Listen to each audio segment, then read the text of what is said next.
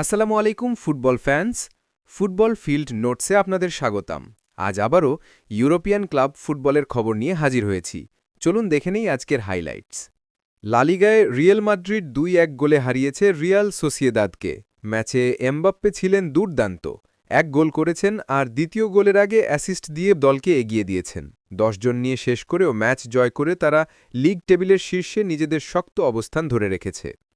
এদিকে Wanda মেট্রোপলিটানোতে Atletico Madrid ২-০ গোলে হারিয়েছে ভিয়ারিয়ালকে।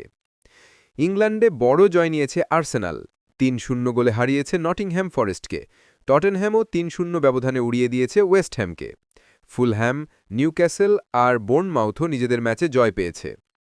জার্মানিতে বায়ার্ন মিউনিখ হ্যামবার্গকে ৫-০ গোলে উড়িয়ে দিয়েছে। হ্যারি কেন করেছেন ডাবল। ইতালিতে এক থ্রিলার ম্যাচে জুভেন্টাস ৪-৩ গোলে হারিয়েছে ইন্টার মিলানকে। শেষ মুহূর্তের গোলেই এসেছে জয়। এটাই ছিল আজকের ফুটবল আপডেট। আপনি কোন ম্যাচটা সবচেয়ে উপভোগ করেছেন কমেন্টে জানাতে ভুলবেন না, আর আপডেট পেতে সাবস্ক্রাইব করে রাখুন।